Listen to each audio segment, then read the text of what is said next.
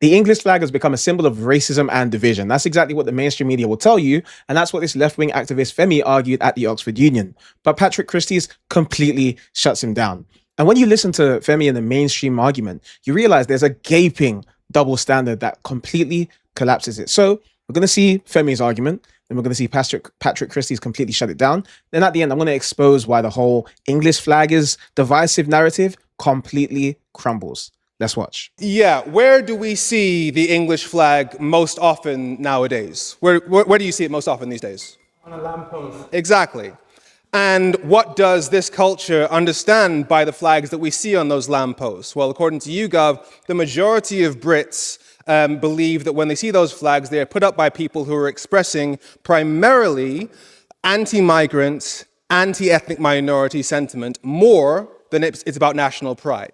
So it is a matter of statistical fact that when we see those flags, our primary understanding is a racist was here. Did you catch the logic there? Essentially, because YouGov say that more people think those putting up the flags are doing it because of anti-migrant and anti-minority sentiment. Therefore, the flag is a racist, divisive symbol.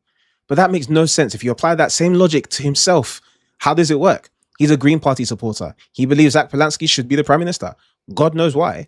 But according to YouGov, the same pollsters that he quotes, Nigel Farage is more popular and more famous amongst the British public. Essentially, more people like Farage than people like Polanski. So more people think Farage should be Prime Minister than Polanski. According to Femi, then that means Farage should be Prime Minister?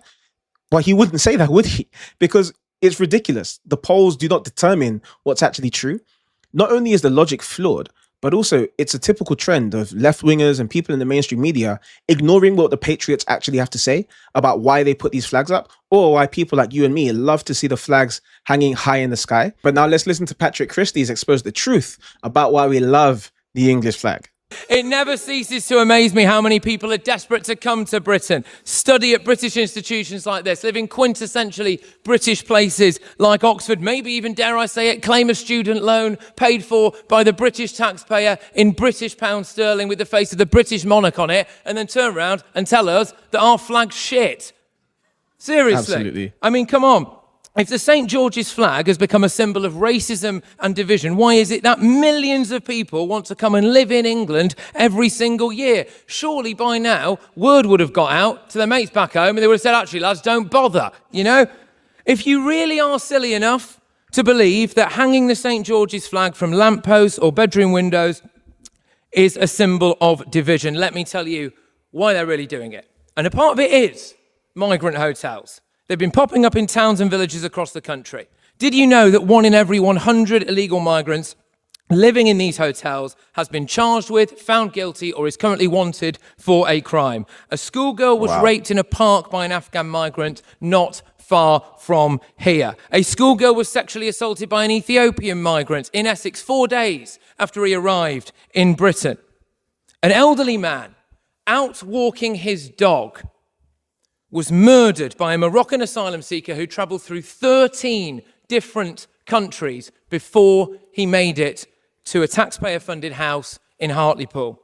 People no longer feel safe in their own towns, their villages and their homes because successive governments have told British citizens that their rights matter less than the rights of illegal young men. The Labour government literally argued this in court recently and won. If you feel what Patrick just said, let me know down below in the comments. In fact, if you love the flag because you hate migrants and you hate ethnic minorities, like me, let me know in the comments. But if you love the flag because you love England, you love Britain, the nations that make up Britain and what it's contributed, then let me know in the comments. And let's see what's really happening. And it's incredible that people like Femi and the left-wing activists will happily take the English flag and say it's representative of the worst of Britain, of the racists and the Nazis and the far right. But then anytime we're talking about one of their protected groups, you don't cast everyone with the same brush. I mean, you can show them example after example after example of asylum seekers who have done evil things, who've broken into the country and done evil things like this guy, and they'll say not all of them are the same.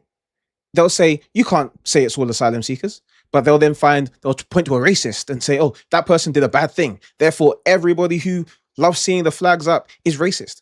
The double standards are crazy. You could show them any flag from around the world a Nigerian flag, Ghanaian flag, Pakistani flag, Indian flag. And all of these countries have histories of racism, histories of oppression, histories of evil practices. I mean, parts of modern day Nigeria, at a time, they had festivals where they would literally sacrifice between 1 to 25 slaves a day between March and August or September because of their pagan idolatrous gods. Should we take the Nigerian flag, where Femi and my family are from, and say it's a symbol of racist slavery oppression? No, they wouldn't do that. But when it comes to the nations that make up Britain, when it comes to the white countries, it's perfectly fine because their double standards are on display. What makes this crazier is that they wouldn't look at people like this and say racist and divisive, even though they've broken into our country and they've done evil things like this. But then putting up a flag is racist and divisive. And in fact, now could actually get you a prison sentence. In Oxford, you can go to jail in Oxford for putting up an English flag. So you won't go to jail for breaking into the country, but you will go to jail for this. Now, the worst thing about all of this is not just the hypocrisy of it, but it's actually that the very people who say the English flag has become a symbol of division are the ones creating the very problem they claim to be trying to tear down. I mean, just listen to this. I think this woman based in Bougie puts it brilliantly. Sorry, hold on. Femi, is this you? But all the flags going up across the country might actually be metaphorically stained with blood. And the people that were doing this were carrying the St. George's flag. And so there's an element of, okay, I can see that flag there. I like the flag, but does that mean that a racist was here? There are some people who take that flag and use it to push for divisive, dangerous, racist rhetoric. Femi has built a platform demonizing any white, English, Scottish, Welsh person who waves their flag with pride, only to go in Oxford and say, how did we get here? How did we get to a place where the flag has become a symbol of hate? It's because of people like you, Femi. Every time you see a white person waving a British or English flag, signals that go off in your brain saying racist, racist, racist. You pick up your phone and you encourage other people to think they're racist. Because notice how when he wears the English flag, when he wears the British flag, there's nothing wrong with it. Because right now you're seeing me in this and nobody here is thinking that this is a symbol of division because you understand what my values represent. Depends who's putting these flags up. I mean, it's not a complicated notion, the fact that gestures change meaning depend on who's actually doing those gestures. Because there are some...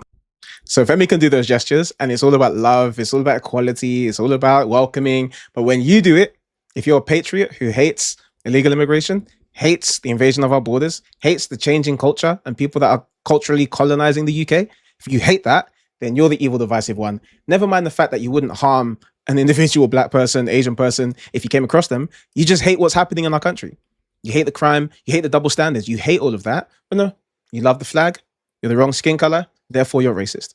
Unfortunately for the left-wing establishment, people are seeing through it, and we're going to continue waving our flags loud and proud, whether you like it or not, because it's not racist to want to defend this great nation.